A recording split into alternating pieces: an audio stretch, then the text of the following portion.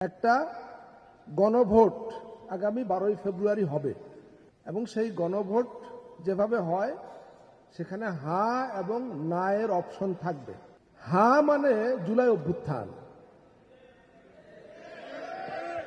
সন্দেহ আছে কোনো? হ্যাঁ মানে জুলাই অভ্যুত্থান, না মানে ফ্যাসিবাদ। ফ্যাসিবাদ না মানে ফ্যাসিবাদ, হ্যাঁ মানে জুলাই অভ্যুত্থান। এখানে মাঝামাঝি আর কোনো রাস্তা নাই, কোনো পথ নাই, নিরপেক্ষ থাকার কোনো সুযোগ নাই। বলা হয় নীরবতা সম্মতির লক্ষণ, এই ক্ষেত্রে ব্যতিক্রম হবে। এক্ষেত্রে নীরবতা মানে না এর পক্ষ নেওয়া, হ্যাঁ এর পক্ষ না। সুতরাং আপনি না ভোট দিলেও আপনি ফ্যাসিবাদের পক্ষে, আপনি নীরব থাকলেও আপনি ফ্যাসিবাদের পক্ষে। এটা হলো মূল কথা। বাংলাদেশের 90% তার চাইতে কিছু কম বা বেশি ধর্মীয় পরিচয়ের দিক থেকে মুসলমান।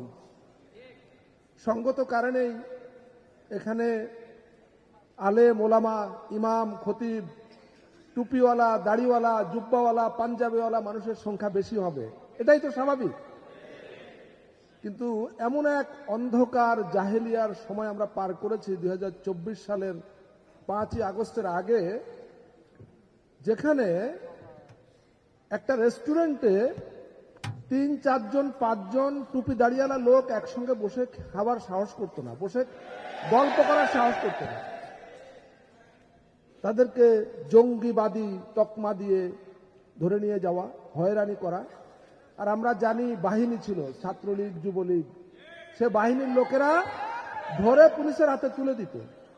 কি ভয়ঙ্কর সময় আমরা পার করেছি।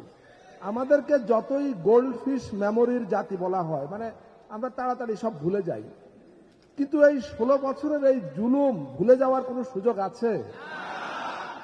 এদেশে আলেম ওলামাদেরকে বা ইসলামকে, এটা আমি গতকালও এক জায়গায় বলেছি, মুক্তিযুদ্ধের মুখোমুখি দাঁড় করিয়ে দেওয়া হয়েছে সুগভীর ষড়যন্ত্রের অংশ হিসাবে।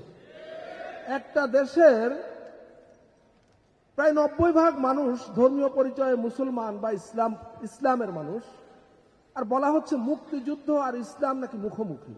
এই যে গণভোট হচ্ছে, গণভোটের নানা রকম ব্যাখ্যা, এখানে 48টা বিষয়, 4 ক্যাটাগরিতে একটা হ্যাঁ বা নাই জবাব দিতে হবে।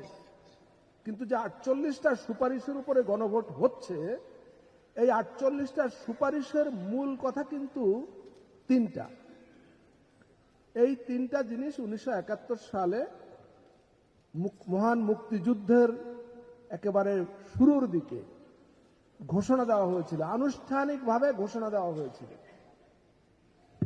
এবং আপনারা একটু মনোযোগ দিয়ে খেয়াল করলে বুঝবেন যে মুক্তিযুদ্ধের 3টি ঘোষণাই মূলত ইসলামের মর্মবাণী।